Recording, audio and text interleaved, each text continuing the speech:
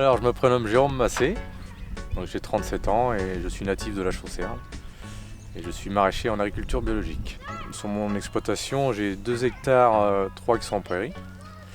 Et autrement, l'autre partie, 2 hectares et demi à peine, qui sont en maraîchage. Sur ces 2 hectares et demi, en gros, on cultive à peine 2 hectares en maraîchage, sachant que l'autre partie sert en engrais vert en fait. On fait des légumes de saison. Donc au printemps, on a tout ce qui est primeur, carottes nouvelles, patates nouvelles, navets primeur, radis bottes, la salade qu'on fait toute l'année. Et donc après, en légumes d'été, j'ai essentiellement tout ce qui est tomates, poivrons, aubergines, concombres, courgettes, haricots verts. On a les radis qui reviennent l'hiver. On a tout ce qui est ensuite les choux, le poireau, carottes, céleri rave, betterave, panais, rutabaga, navets, scorsonère.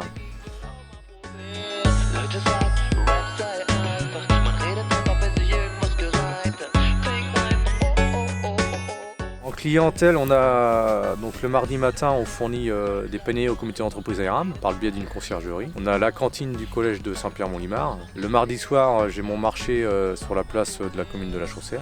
Je fournis aussi le restaurant Le Petit Anjou à la Chaussère, le restaurant à 2 pas du pont au Fulet le mardi. Ensuite, le jeudi soir, on a la MAP des Coteaux de Lèvres à Saint-Rémy-en-Mauges. On fournit aussi le restaurant La Terrasse de Lèvres à Notre-Dame du Marillet. Je fournis la cantine de GT aussi. Le vendredi et le mardi, on fournit les biocopes de Valette et de Clisson. Et le samedi matin, je vends à l'exploitation.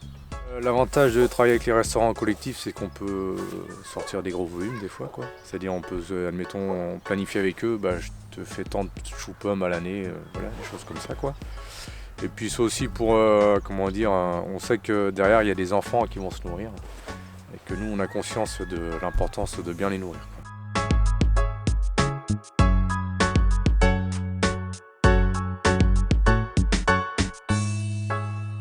Alors sur ce projet d'agroforesterie, en fait on va planter des alignements d'arbres.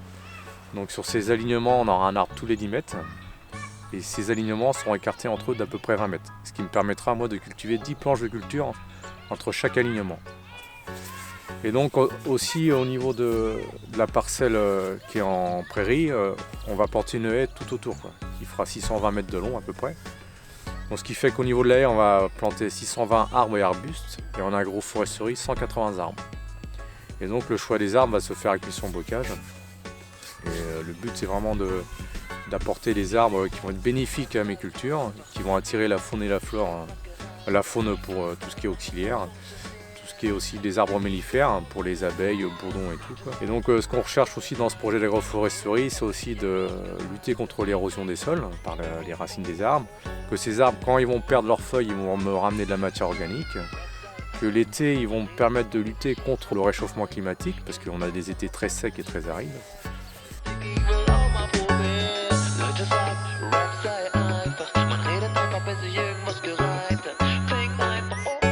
Pour manger bien, c'est d'abord des cultures où l'élevage qui est fait selon le respect soit des végétaux ou des animaux. Parce qu'on parle beaucoup de bien-être animal et tout.